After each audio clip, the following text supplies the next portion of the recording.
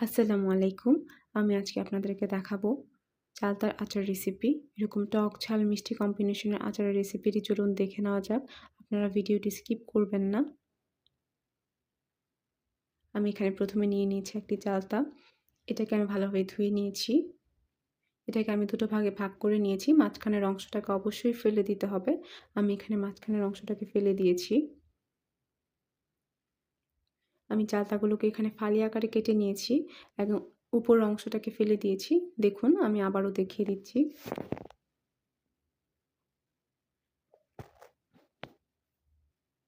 এগুলোকে আমি ভালোভাবে ধুয়ে নিব। চালটা অনেক পিচ্ছিল হয়ে থাকে, এগুলোকে বারবার ধুতে হয়। আমি এখানে ২-৩ বারের মতো ধুয়ে নিয়েছি এবং এটিকে আলাদা বাটিতে রেখে দিলাম। আমি সবগুলো ফালি যোগ করে নিয়েছি একটি বাটিতে এবং এখানে পানি এবং লবণ যোগ করে নিচ্ছি। এটাকে আমি ১ ঘন্টার জন্য রেস্টে রেখে দিব। আমি ১ ঘন্টা রেস্টে রাখার পর আরও ২ বার ধুয়ে নিয়েছিলাম। এবার এগুলোতে কড়াইতে রাখলাম এবং এখানে পানি যোগ করব। এগুলোকে সিদ্ধ করে নিতে হবে। সিদ্ধ করার আগে আমি যোগ করে নিচ্ছি এখানে 1/2 টিস্পুন পরিমাণ হলুদের গুঁড়া,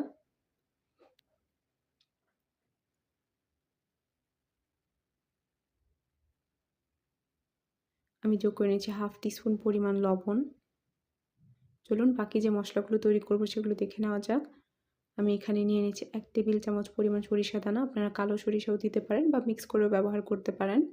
এখানে যতটুকু সরিষা নিয়েছি সমপরিমাণ ভিনেগার আমি নিয়ে নিয়েছি। এগুলোকে পেস্ট করতে হবে। দেখুন চালতাগুলো সিদ্ধ হয়ে গিয়েছে। সিদ্ধ হয়েছে কিনা এটি দেখার জন্য আমি এখানে ২ টো ফালি চালতা নিয়ে নিলাম এবং হাতের সাহায্যে দেখে নিব। দেখুন চালতাগুলো সিদ্ধ হয়ে গিয়েছে। এ পর্যায়ে আমি এগুলো চুলা থেকে উঠিয়ে নিলাম। এ পর্যায়ে আমি একটি বাটিতে চালতার ২ টো ফালি নিয়ে নিচ্ছি। এগুলোকে আমি এখন থেতলে নিব। আমি এগুলোকে এই পদ্ধতিতে থেতলে নিয়েছি। আপনারা চাইলে কিচেন হ্যামার, শিলপাটা দিয়ে বাটতে পারেন।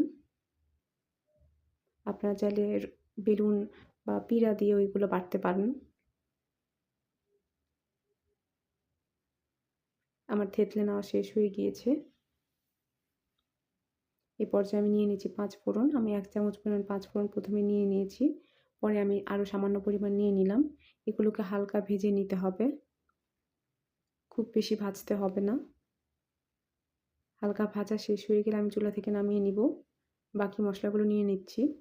এখানে ১ চামচ পরিমাণ মরিচের গুঁড়া আমি নিয়ে নিলাম। আপনারা চাইলে আরও বেশি নিতে পারেন। নিয়ে নিচ্ছি ১ চামচ পরিমাণ ধনিয়ার গুঁড়া, লবণ 1/2 চামচ পরিমাণ,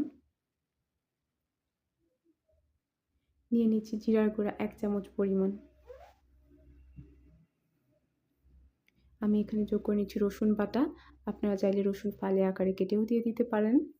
তবে রসুনের পেস্টটাই ভালো লাগে। আমি এখানে নিয়ে নিচ্ছি ২ টো তেজপাতা। চুলায় কড়াই বসিয়ে দিয়েছি। এটি গরম হওয়ার পর এখানে আমি যোগ করছি 1/4 কাপ পরিমাণ তেল। এটা অবশ্যই সরিষার তেল দিতে হবে। আমি আরও যোগ করে নিচ্ছি 1/4 কাপ পরিমাণ সরিষার তেল।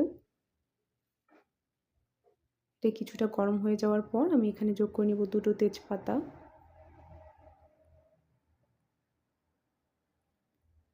আমি এখানে যোগ করে নিচ্ছি রসুনের বাটা। এ পর্যায়ে যোগ করে নিচ্ছি সরিষা বাটা। এগুলোকে একটু নেড়েচেড়ে দিব। আমি বাকি যে মশলাগুলো তৈরি করে রেখেছিলাম এ পর্যায়ে সবগুলো ঢেলে দিলাম। এগুলোকে এবার নেড়ে নিব।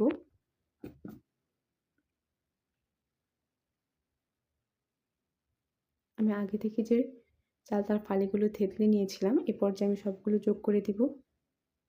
যোগ করা হয়ে গিয়েছে। আমি সবগুলোকে ভালোভাবে নেড়েচেড়ে নিব এবার। আমি এ পর্যায়ে যোগ করছি 1/2 কাপ পরিমাণ গুড়। আপনারা চাইলে গুড়, চিনি একসাথে ব্যবহার করতে পারেন। আপনার ইচ্ছামতো এখানে মিষ্টিটা দিতে পারেন।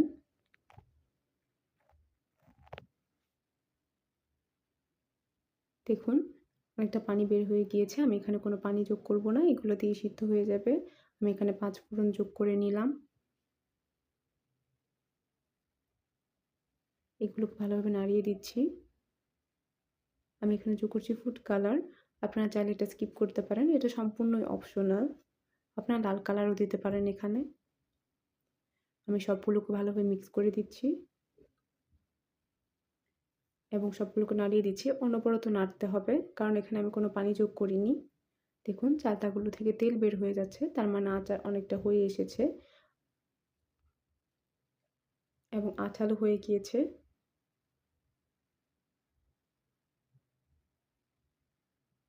দেখুন চালতার আচার তৈরি করা শেষ হয়ে গিয়েছে। এখানে অনেকটুকু পরিমাণ তেল বের হয়ে গিয়েছে। এগুলোকে আমি একটা প্লেটে রেখে দিলাম। এটা টক, ঝাল, মিষ্টি কম্বিনেশনে দারুণ হয়েছে। আপনারা চাইলে আরও ঝালও দিতে পারেন বা আরও চিনিও নিতে পারেন আপনার ইচ্ছেমতো। আপনি এটাকে আপনার ইচ্ছেমতো অ্যাডজাস্ট করে নিবেন। এরকম আরও অনেক রেসিপি পেতে আপনারা আমার চ্যানেলটিকে সাবস্ক্রাইব করুন এবং আমার পাশেই থাকুন। আল্লাহ হাফেজ সবাইকে।